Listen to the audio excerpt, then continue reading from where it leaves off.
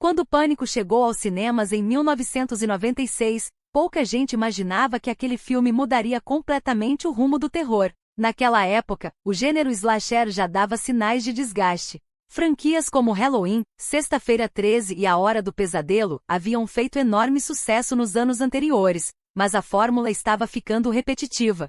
Os espectadores já sabiam exatamente o que esperar: um assassino mascarado, adolescentes tomando decisões questionáveis e um banho de sangue no final. Foi justamente nesse cenário que surgiu um filme disposto a brincar com todas essas regras. Tudo começou quando o roteirista Kevin Williamson escreveu um roteiro chamado Scary Movie. A inspiração veio, em parte, dos crimes cometidos por Danny Holling, um assassino em série. Porém, a grande sacada de Williamson era criar personagens que conheciam os clichês dos filmes de terror e comentavam sobre eles durante a própria história. A proposta parecia ousada demais para a época.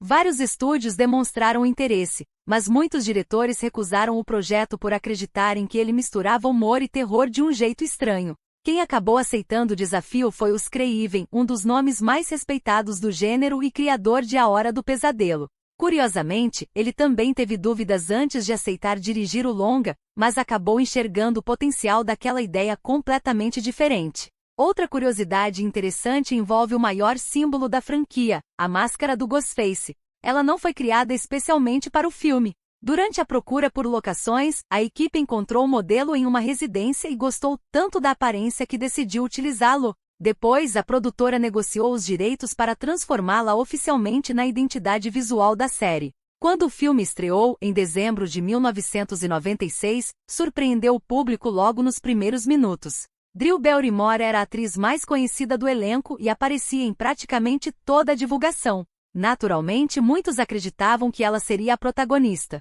No entanto, sua personagem é assassinada logo na sequência de abertura, uma cena que rapidamente entrou para a história do cinema e deixou claro que ninguém estaria protegido dali em diante. A trama acompanha Sidney Prescott, uma jovem que passa a ser perseguida pelo misterioso Ghostface enquanto tenta descobrir quem está escondido por trás da máscara. Ao seu lado estão a jornalista Gail Viaters e o simpático policial Dewey Riley, personagens que também se tornariam figuras indispensáveis da franquia.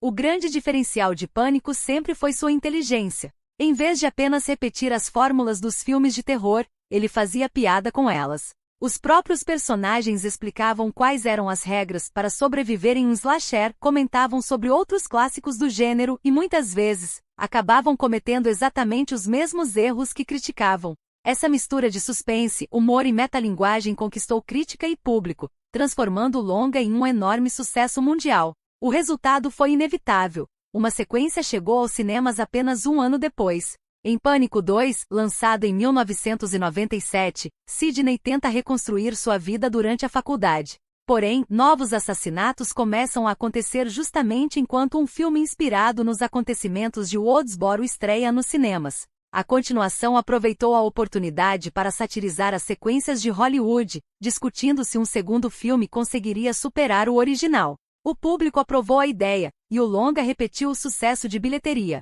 Já Pânico 3, lançado em 2000, teve uma produção bastante diferente dos anteriores. Depois do massacre de Columbine, os produtores decidiram reduzir o nível de violência e fazer diversas alterações no roteiro. Além disso, Kevin Williamson não participou da escrita, que ficou sob responsabilidade de Ehren Kruger. O resultado foi um filme mais leve, com maior foco no mistério e no humor. Embora seja considerado o capítulo mais controverso da franquia, ele encerrou a trilogia original. Depois disso, a série permaneceu parada durante mais de 10 anos. Somente em 2011, Wes Craven e Kevin Williamson voltaram a trabalhar juntos para lançar Pânico 4. O objetivo era apresentar uma nova geração de personagens sem abandonar Sidney, Gail e Dewey. Ao mesmo tempo, o filme fazia críticas à onda de remakes que dominava Hollywood e também abordava o crescimento das redes sociais e da busca pela fama na internet. Apesar de não alcançar o sucesso esperado nas bilheterias, o quarto capítulo ganhou reconhecimento com o passar do tempo e hoje é considerado um dos mais subestimados da franquia. Infelizmente, em 2015, Wes Craven faleceu, deixando muitos fãs acreditando que a história de Ghostface havia chegado ao fim, mas a franquia encontrou um novo caminho. Em 2022 foi lançado um novo Pânico, agora dirigido por Matt Bettinelli Olpin e Tyler Gillette. Kevin Williamson retornou como produtor executivo, garantindo que a essência da série fosse preservada. O filme apresentou novos protagonistas, mas também trouxe de volta Sidney, Gaio e Dewey para fazer a ligação entre as duas gerações. Desta vez, a crítica era voltada aos chamados requels, produções que funcionam ao mesmo tempo como continuação e reinício de franquias clássicas. O sucesso abriu espaço para Pânico 6, lançado em 2023. Pela primeira vez, os acontecimentos deixaram a pequena cidade de Woodsboro e foram para Nova York. O cenário urbano trouxe perseguições em metros, becos e prédios lotados, criando situações inéditas para a franquia e mostrando que Ghostface podia causar medo mesmo em meio a multidões. Pânico 7 estreou em 2026. Após diversas mudanças nos bastidores, incluindo a saída das atrizes Melissa Barrera e Jenna Ortega, a produção passou por uma reformulação.